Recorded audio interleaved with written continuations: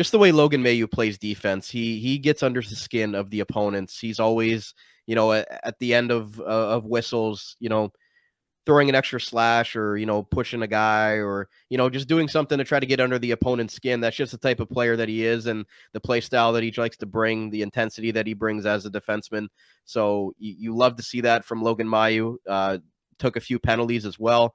But again, that's the type of player that he needs to be successful, kind of like our Arbor Jack guy. We talk about his high motor and, sometimes crossing the line because he's just so intense out there taking a few extra penalties. But he did have a good series and a good playoffs for the London Knights. Interestingly enough, in Game 6, this is the moment that will stick out to me the most with Logan Mailloux, is he kind of embellished and drew a penalty early on in the game. And then after that, the Peterborough fans were just all over him. The entire game, he was being booed. Anytime he touched the puck, anytime number 24 had the puck for the London Knights, he was getting booed, just profusely. So he's one of those guys. He's just a polarizing figure. Obviously, we all know, the story of Logan Mailloux and being drafted by the Canadiens and everything like that. And being able to play the full season that he had with the Knights was big. So, I liked what I saw from Logan Mailloux. Obviously, I think he's got a shot that is basically ready at this point. He's got a quick release. He's just got a bomb of a point shot, one timer. He's just a big man, so he's already got, that shot, that intensity to be able to get those pucks through from the point. When it just releases off his stick, it's just like it's gone. It's one of those, I'm not going to compare it to Shea Weber, but when a Shea Weber or Zdeno Chara takes a slap shot, one timer, it's like off the stick and it's just gone. So Logan Mailloux already, using that big frame to his advantage as on the offensive side of things. Defensively, again, I know a lot of critiques about, his positioning around the net and, getting caught flat-footed sometimes because he isn't necessarily the fastest skater. But I mentioned to you before with the Logan Mailloux episode that you did with the clips that I sent you, that he does have a very active stick, being a bigger guy. He's able to really get out of some, tough situations just because of his big frame, being able to knock guys off the puck or just being able to have that gifted, active, poke check and be able to knock the puck off of guys, when they might be faster than him or getting him caught flat-footed at the blue line. Like he's very good at that type of thing, despite his mobility issues. Now, what mobility issues would you say could hinder him to start his NHL career? Or is that something that he can work on because there has been a bit of a mixture? Like it seems like a lot of fans are looking forward to seeing what he can do at the pro level, probably going to be in the AHL next year with the Laval Rocket.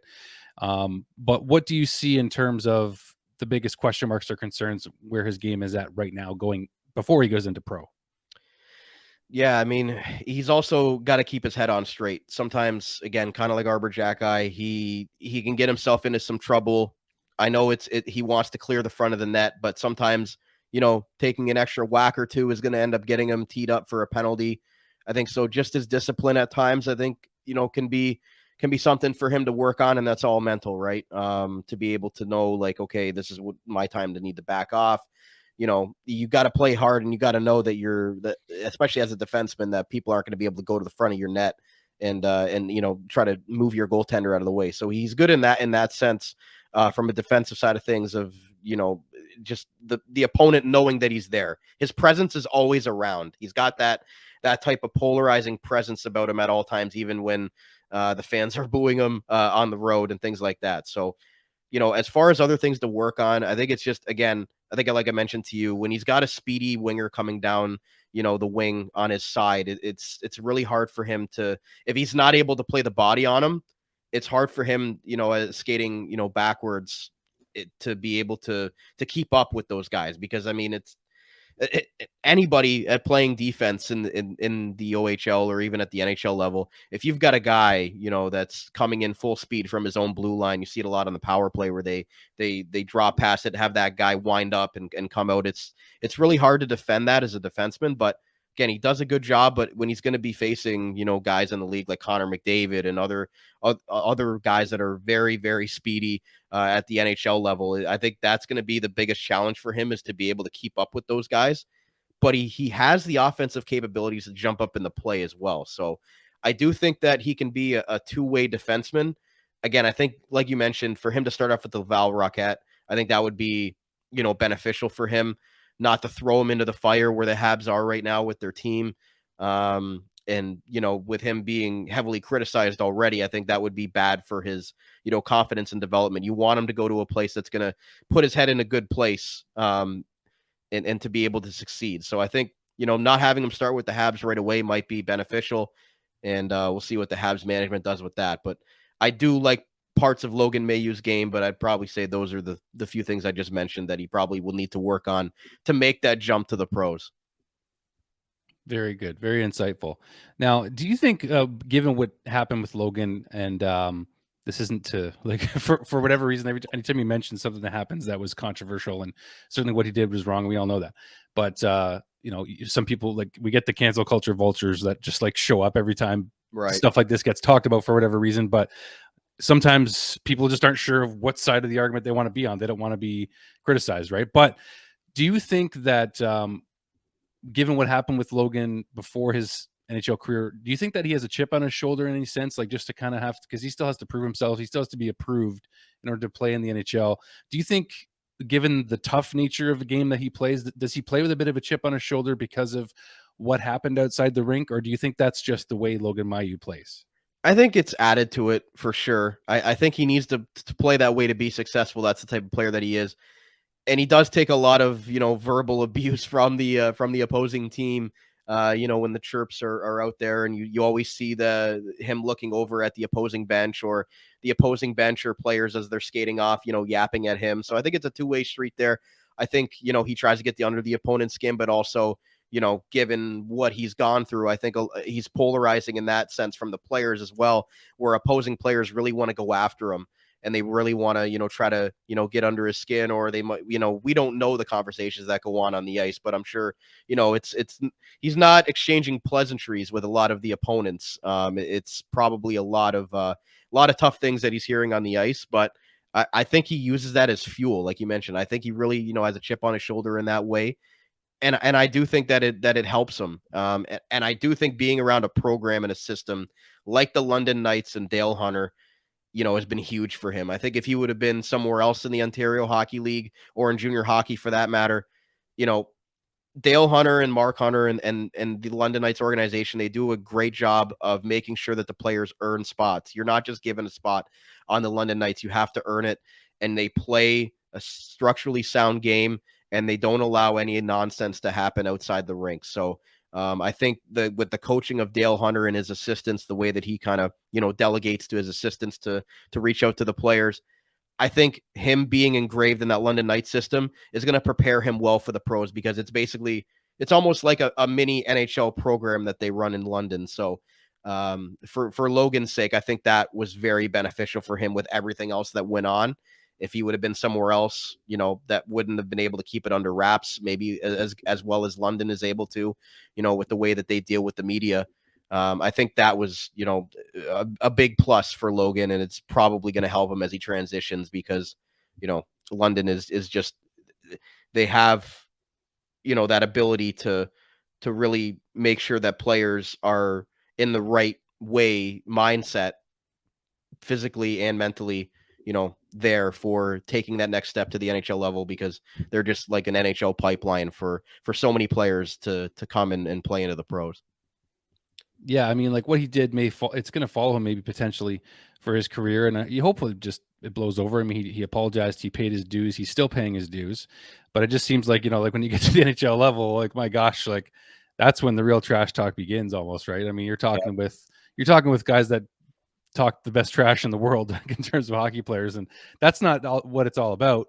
However, if he's able to overcome that and use it as fuel, like you said, I mean, we could be on to a player that could translate well to the NHL level. Now, I did hear one critique on him, and just in terms of, because he's done all the success that he's had at the OHL level this year, some feel maybe it's in a very small minority, Brandon, but some feel like it's a no big deal because he's doing it at the junior level. 59 games played during the season, 25 goals, most among all defensemen, 28 assists, 53 points in those 59 games. And we were talking about his points in the playoffs. In 21 games, 8 goals, 16 assists, 16 assists, 24 points in 21 games, regardless of how many points he had in the final that you were kind of alluding to earlier. That's still some pretty good numbers consistently from regular season to the playoffs.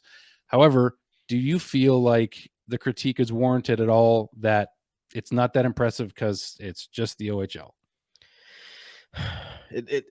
You can go both ways, but I'll say this: Logan Mailloux did play on the top power play for the London Knights. He wasn't the trigger man. That was Sam Dickinson, who was a guy that they acquired as a fourth overall pick from the Niagara Ice Dogs after he refused to report to Niagara. Already as a first year player, Sam Dickinson looks like he's already taken that role as a power play quarterback. So Logan was basically the other D man on the power play, trying to set up Sam or the other forwards down low. So he was more so like the stable presence on the power play to make sure that if Sam was trying to press the offense, that he was going to be able to be there to be back. And he did a good job of that. Like he broke up some 2-on-1s. There were some times where guys were coming down on him, and he was able to break the puck away. So I think offensively, I was impressed from what I saw from Logan Mailloux. He didn't do much in the final as far as points go, but in the playoffs, like you mentioned, basically a point a game in the playoffs. So I really liked what I saw from Logan Mailloux offensively because, again, like his shot, like I didn't see anybody from the defensive side of things this year have a slap shot that was that fast. Like it was just like the second it got off his stick, it was gone. Like you couldn't even see it hit the back. If he missed the net, if you wouldn't even see it ricochet, like he just has a bomb from the point. So I think if he develops that at the NHL level and just works on that, he could be one of those guys where you look at where he could be a dangerous guy in the power play if he's able to get his accuracy going, as a guy that nobody's going to want to get in front of that type of shot. So I do think that there is something to be desired from his offensive game, and I think it will be there. We saw him jump up a few times in the playoffs and even in the regular season. He had a good offensive year. So I think the critique, is warranted for the defensive side of things, but I think offensively, from what he brings as a defenseman, I think he could do something at the pro level that might be intriguing for people to be excited about. Okay, well, there's a lot to be desired there. It sounds like maybe more so on the defensive side, just because but you hope that the skills coaches and all the staff that are going to be working with Logan Mailloux and the other Habs prospects will actually be keying in on where he can improve, but also trying to excel where he already is doing really well, and that's offensively, right? So, well, Mayhew's a year older than Owen, right? So, I think Logan is ahead in the development in the sense that he's a year older. He's a big guy. I think he can make that leap to the pros, whether that be with Laval or the Habs, whether that's as a 7-8 defenseman to start.